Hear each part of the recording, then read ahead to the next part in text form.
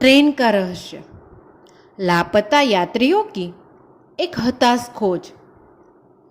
आधी रात की रेलगाड़ी पटरियों के साथ साथ गड़गड़ा रही थी।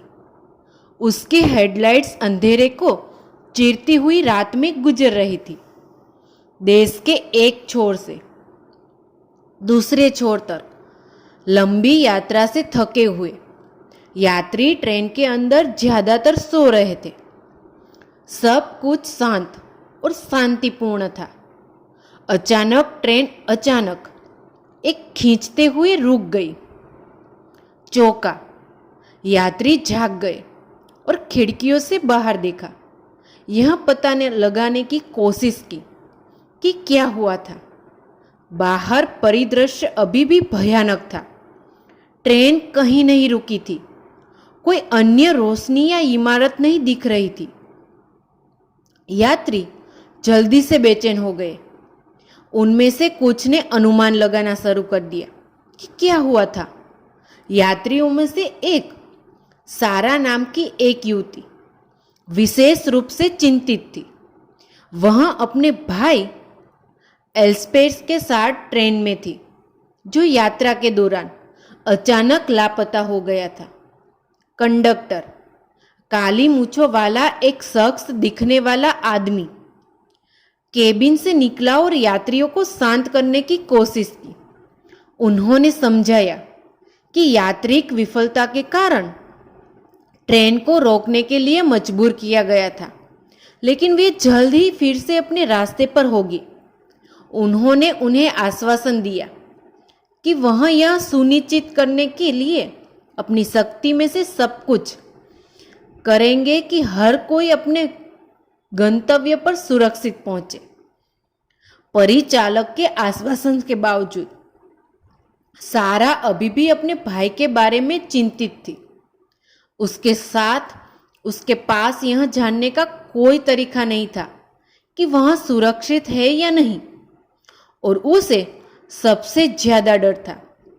उसने मामलों को अपने हाथों में लेने का फैसला किया और उसके लिए एक हताश खोज शुरू कर दी। कंडक्टर ने मदद करने की पेशकश की, लेकिन सारा ने मना कर दिया। इस बात पर जोर दिया कि वह अपने भाई को अपने दम पर ढूंढ लेगी। उसने ट्रेन से कोच उठाई और रात के घने अंधेरे में प्लेटफॉर्म से उतर गई।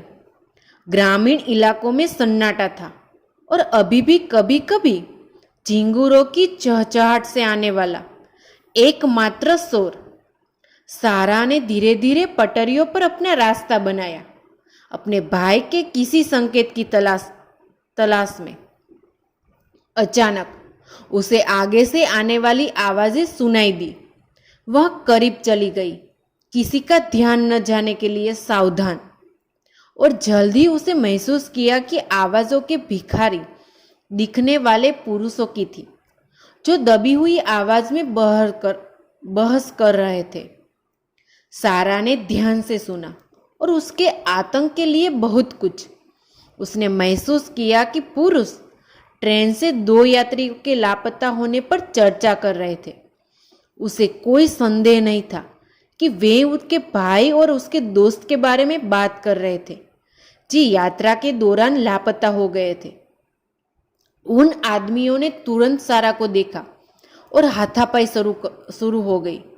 सारा भागने में सफल रही, लेकिन इससे पहले कि पुरुषों के पास उसे कुछ महत्वपूर्ण बताने का मौका था, उन्होंने उसे बताया कि 2 लापता यात्रियों को एक काले लबादे में एक रहस्यमयी व्यक्ति द्वारा अगवा कर लिया गया था और एक मंदिर में ले जाया गया था। सारा घबरा गई, लेकिन वह अपने भाई को खोजने और उसे सही सलामत घर वापस लाने के लिए दृढ़ थी। उसने अपना रास्ता निकटतम गांव में बनाया और आसपास के लोगों से काले कपड़े वाली आकृति और बंदी के बारे में कोई जानकारी मांगी। पहले तो ग्रामीण बात करने से हिचकिचाया करते थे, लेकिन आखिरकार उनमें से एक ने फुसफुसाया कि लबादे में आकृति को आकृति को पास के जंगल में दुबका हुआ दिखा गया था। इस ज्ञान से लैस सारा जल्दी से अंधेरे जंगल में चली गई। अपने भाई और उसके दोस्त को बचाने के लिए दृढ़ संकल्पित थी। जैसे ही वहां घने पत्तों के बीच में गुजरी, उसने देखा कि पेड़ छोटे गोलाकार पेंच में कटे हुए थे और उसने महसूस किया कि उस जगह का इस्तेमाल किसी तरह के अनुष्ठान के लिए किया जा रहा था। सारा को यकीन था कि उसका भाई और उसका दोस्त पास में ही थे और वह जितनी जल्दी हो सके निशान का पीछा कर रही थी। कुछ घंटों की खोज के बाद सारा आखिरकार समाधि सौध पर पहुंच गई। वह अपने भाई और उसके दोस्त को अलाव के चारों ओर बैठे देखकर राहत महसूस कर रही थी। उनके अनुभव से कोई नुकसान नहीं हुआ, लेकिन स्पष्ट रूप से हिल गया। वे तीनों जल्दी से ट्रेन में वापस आ गए और उन्हें सुरक्षित और स्वस्थ देखकर कंडक्टर को राहत मिली। सारा ने उनकी मदद के लिए उसे धन्यवाद किया और कंडक्टर मुस्कुराया। उसे बताया कि कंडक्टर होने का यही मतलब है, अपने यात्रियों की देखभाल करना, जैसे कि वे परिवार हो।